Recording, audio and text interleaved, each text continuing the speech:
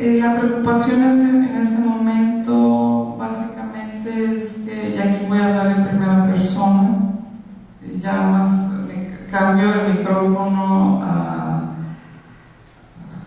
lo que a mí me tocó vivir, y básicamente me entregan a un museo donde no venía gente, venía muy poca gente, y me piden que hay que diversificar los públicos y tenemos que hacer que este museo sea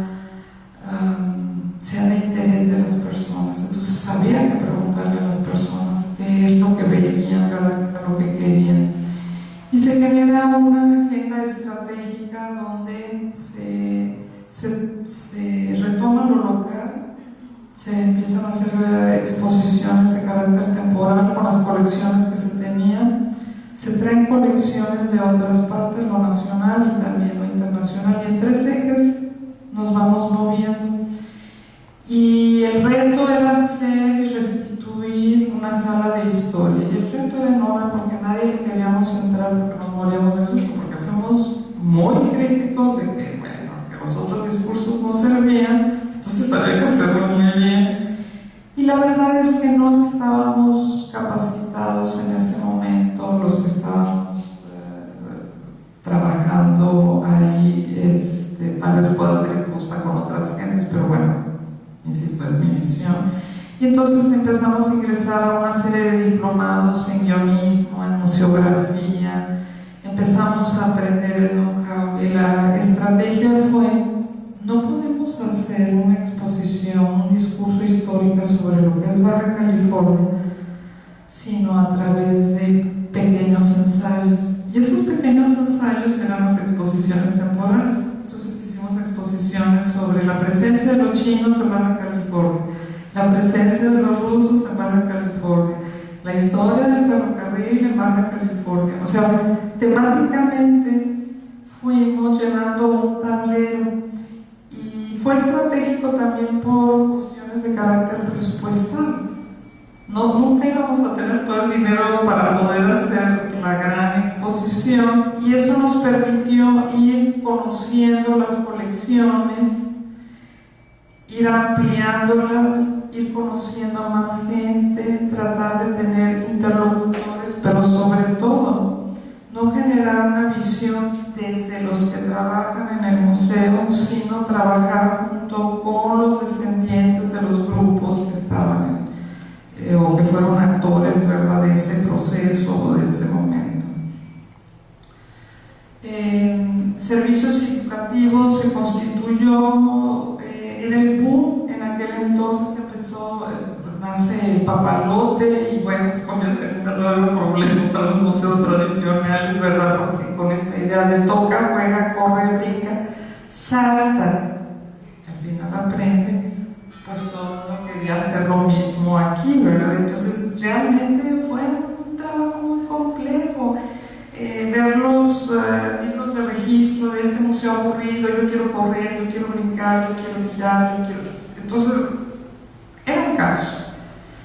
Y fuimos entendiendo con serenidad, ¿verdad?, que ni nos íbamos a convertir en un museo interactivo, ni queríamos serlo, pero sí teníamos que aprender algunos elementos de estos museos interactivos, ¿verdad?, y que los podíamos incorporar en dinámicas especiales. Teníamos que estar pensando en el público, en ser más versátiles a la hora de operar un museo, y no nada más instalar un discurso y bueno, el público que haga lo que quiera, como si tratar de ser proactivos y ir entendiendo.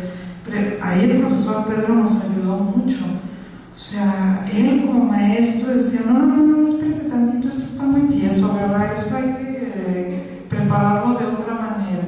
Y fuimos aprendiendo.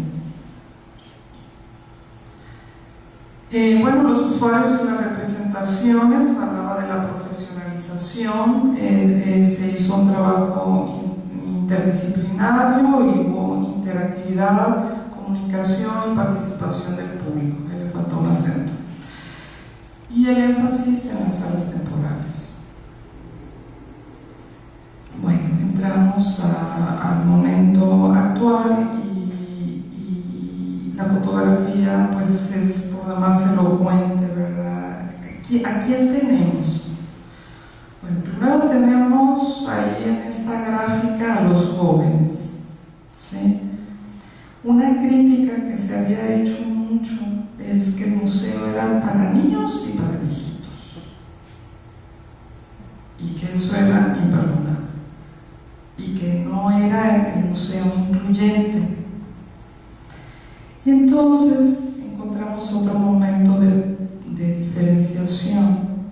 Ahora el museo es de jóvenes y salen los viejitos, y bueno, los niños todavía andan, pero los viejitos creo que sí salieron del esquema. Yo siempre he preguntado, me encanta el edificio, en verdad me encanta. Yo no lo hubiera hecho, también quiero ser sincera, ¿verdad? Pero yo soy más tradicional. Y me gusta el atrevimiento que hubo porque fue una manera de llamar la atención. Yo me acuerdo cuando de repente me paraba ahí en la esquina y me decían, esto es una funeraria por los obeliscos, o esto es un espacio del Seguro Social. O sea, nada de identidad, nada de personalidad. Y veamos por qué se vuelve importante el museo para los medios de comunicación. Cristian, tú no me vas a dejar mentir. Creo que nunca había estado en el museo en primeras páginas, salvo cuando se pintó. Nunca había estado de manera tan insistente en los medios, en la televisión. Y en términos artísticos, estamos hablando de una intervención del espacio urbano, una intervención de carácter artístico, ¿verdad? Es una manera de llamar la atención, ¿sí? Cuando en Louvre se pone el prisma, o sea, los conservadores y tradicionalistas casi se desmayan porque ponen ese prisma, ¿verdad? Y ahorita ya no pasa nada. Lo que quiero llamar la atención en este momento es cómo vamos reaccionando frente a estas expresiones, frente a estos momentos. Y entonces, esta intervención de la edificación nos habla también de una exclusión. Entran los jóvenes, pero salen otros. Y así son los espacios sociales. Entran unos y salen otros, y bueno, quien tiene la decisión y el poder, ¿verdad?, va haciendo esos ingresos y esas salidas, y no pasa nada. Lo que en mi propuesta que yo hago es que debemos de ser incluyentes y que sí podemos coexistir. En algún momento, y permítanme hacer un paréntesis, aquí está Raúl y no me va a dejar mentir, hubo una exposición sobre tatuajes que a él le tocó, Marcas de Cultura, ¿verdad?, que le tocó hacer la curaduría, y yo en aquel entonces estaba muy empeñada en que al mismo tiempo de esa exposición de Marcas de Cultura y de tatuajes tenía que haber otra, y era una exposición del Museo Sumaya, el Museo de la Elite de Carlos Slim, y la exposición se llamaba Pudor y Liviandad. Era una exposición, es una exposición, una colección bellísima sobre vestidos del siglo XVII, XVIII y XIX.